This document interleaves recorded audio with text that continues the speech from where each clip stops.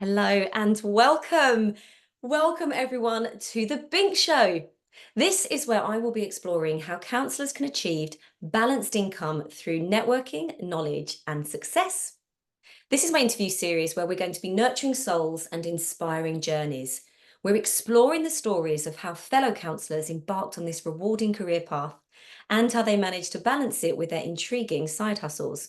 So do please get ready to be inspired as we discover the stories behind the counsellors who are making a difference in people's lives every day.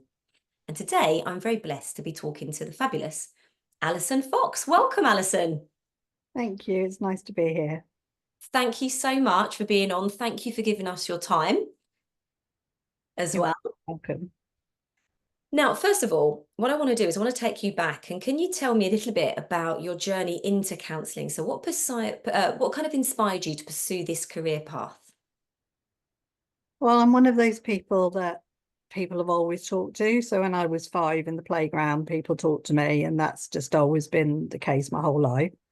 Um, and I worked in different industries before I trained to be a counsellor. And I could see that whilst I was really successful in the industry before I trained to be a counsellor, I worked in sales and marketing, and I was really successful at it. But really, the reason I was successful was because I was good at building relationships. And I wasn't particularly inspired by the sales side of things. Mm. So I then thought, well, it seems like this could be something that I would be good at.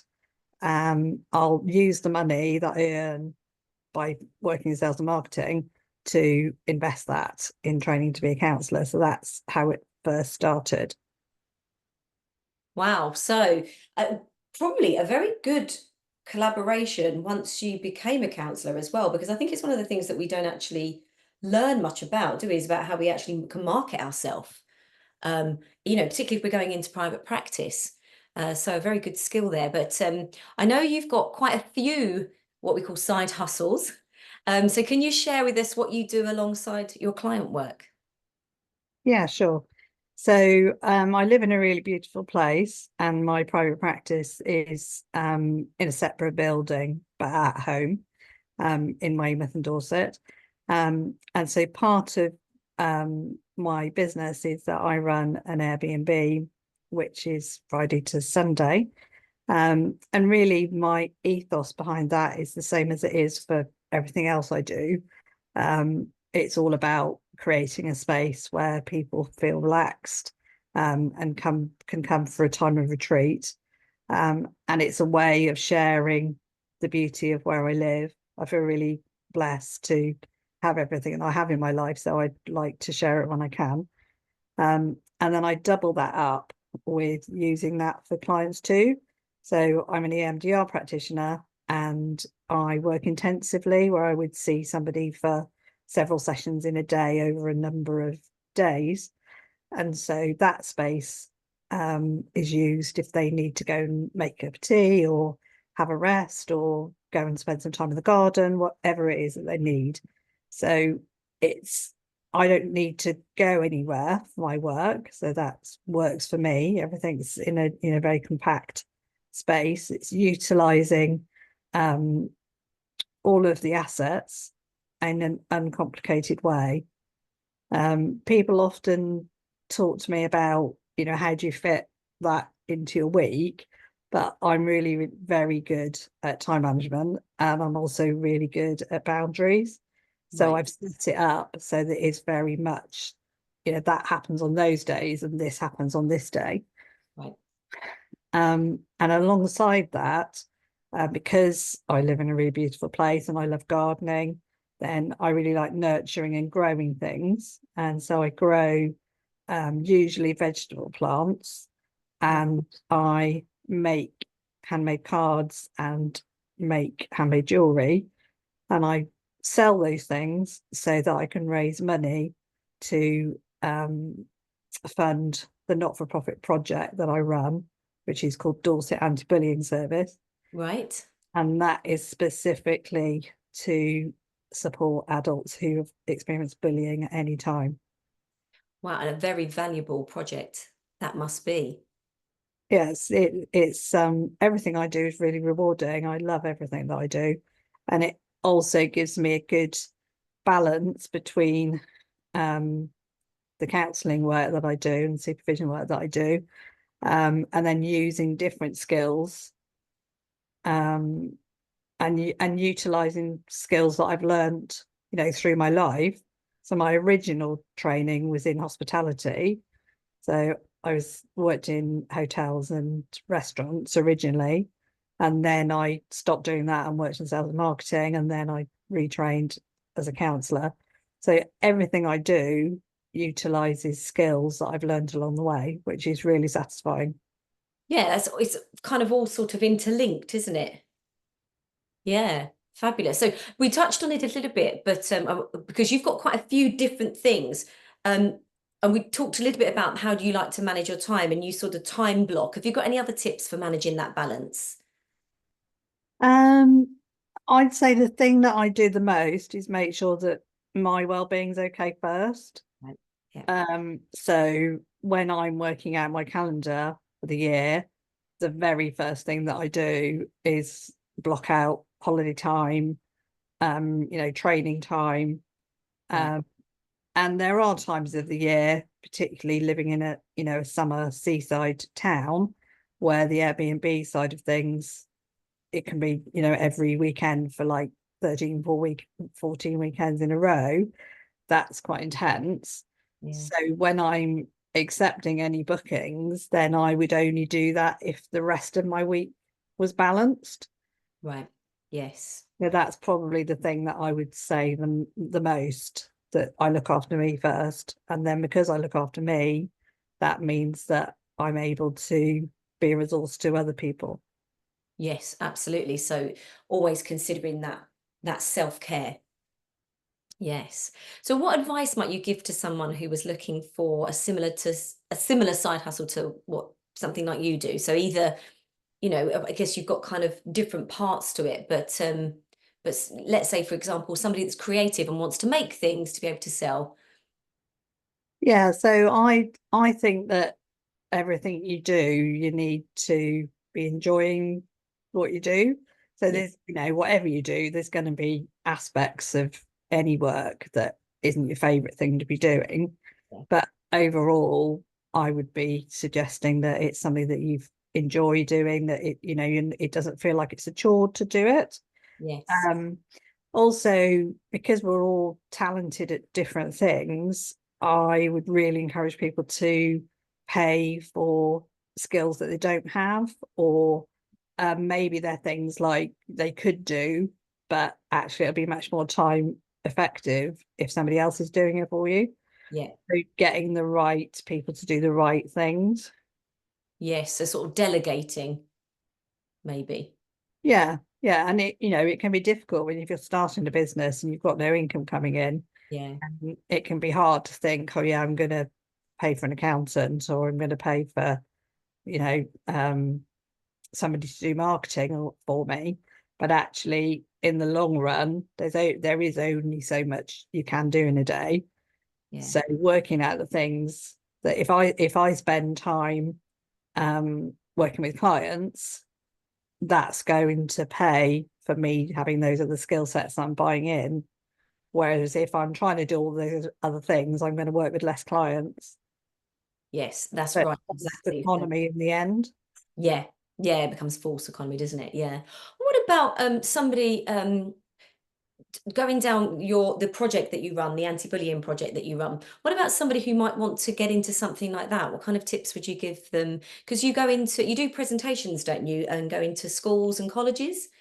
Yeah, so schools, colleges, and organisations. Right. And from my point of view, this is a not-for-profit, so it's very much about my giving back, and that's part of the way that I give back. Yeah. Um, so I choose to give a minimum of 10% of my time to that project. Right. Um, for other people that might be thinking about doing that, I think you just need to be realistic about how much income you might achieve from it. Right. And I'm in the fortunate position that I'm doing that on top of other things. So the income side of it isn't that important. Right. Yeah. Yeah. But yes, being realistic and doing lots of market research and finding out if there's a need for whatever your idea is in the first place.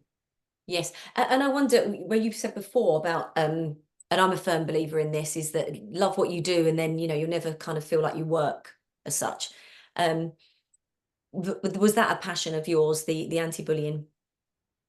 Yeah, well, I again going back to school, I was always the person that stood up for the underdog, always, Right. and um, the protector sort of person.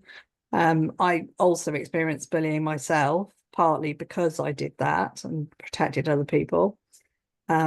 And I've also experienced workplace bullying. So I'm coming from a lived experience. Yeah. But originally I got involved with it because I was employed in Jersey in the Channel Islands to set up a pilot scheme. Oh, And I left Jersey 8 years ago, and the project ended when I left. And I thought, oh, that's the end of my days doing that. mm, But what happened was people kept contacting me.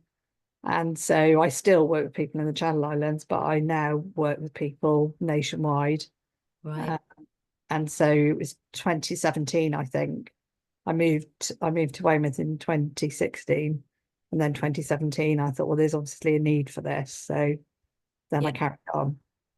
Yeah, just what I was thinking, then there must be such a need for it because it's specifically with adults, isn't it, as well? Some of the work that you do. Yeah. Yeah. Yeah. Which is difficult to find, I think, otherwise elsewhere. Yeah, absolutely. And going into schools and colleges, the reason I do that is because obviously there are adults in schools and colleges.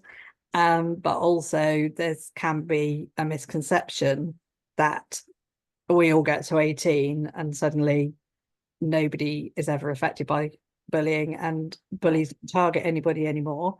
Whereas actually, of course, that's not true. That does happen to a degree, that there's either people learn assertiveness skills, or the perpetrator matures and reflects on their behavior. But the workplace bullying is rife. Mm, So by going into schools and colleges, I'm working with people that will be in that position of transitioning into the workplace, and hopefully they'll have learned some skills to be able to deal with that. yes. Yeah. Absolutely. Yeah. Could you share now maybe a piece, so something that was memorable, maybe a memorable experience from one of your side hustles or all of them? Um, well, with the anti-bullying, it would be I've just got loads and loads of memories of people when they first come to see me, and then the difference afterwards, particularly the realization that they're not alone, again, because there's a lot of shame about, I'm an adult and bullying, something that happens in the playground, this Yeah. shouldn't be affecting me. So in that, I would say that's probably one of my memorable experiences.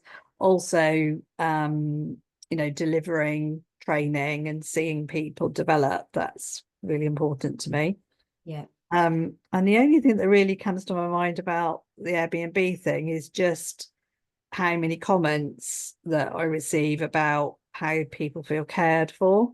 Oh, And that's very much my ethos with everything, really, is that it's a very individual experience, and I want people to be able to relax, and it's all about well-being. So the fact that they notice that they're cared for, and I rarely meet any guests that stay, so they're getting that impression right. without actually meeting. Yes. um and we've had a few situations with Airbnb guests where something out of the ordinary's happened, like one time somebody's van broke down and they were in a really big panic. They were exhibiting at a local festival and they were panicking about that. And, they just contacted me for help and I was able to help them. And for them, it was this massive thing. And Right. one of their parents was really ill at the same time. And so they were worried about not being able to get back and Right. the whole sort of scenario around it. But really, from my point of view, I didn't do very much. but it doesn't take very much to change situations. Yeah. So for them, it was really important that they were able to reach out. So it's things like that that really make my day. Yes. Yeah. Yeah. It sounds like you get a lot of worth from these as well. It's really nice to have that, to know that that somebody feels cared for, you know. Yeah. Yeah. And lastly, where can people that are watching, where can they find you? So if they wanted to find out more about your Airbnb or the anti-bullying project, where do you sort of hang out? Is it Facebook, Instagram? Yeah, so mostly Facebook. I have to say I don't have very much time for social media, Yeah. but yeah, so all of the businesses that I run have got Facebook pages. Right. So for the Airbnb, it's uh, Tranquility Retreats Weymouth Right. and Alison Fox Counselling Services and Dorset Anti-Bullying Service.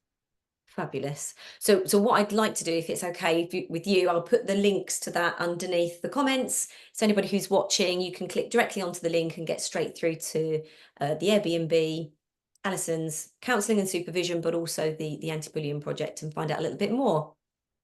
That's great. Thank you. Fabulous. Well, thank you so much for sharing your insights and experiences with us today, Alison. It really has been truly enlightening to hear about your journey into counselling, and also how you've managed to thrive with your side hustles, and actually how you managed to balance them all and create variety and get such value from it all. It's fabulous. So remember, to you all as well, if you are considering a career in counselling or seeking a fulfilling side hustle, do take inspiration from our guests and pursue your passions with dedication and determination. Stay tuned for more inspiring journeys, and until next time, stay amazing, take care, and keep making a difference in the lives of others.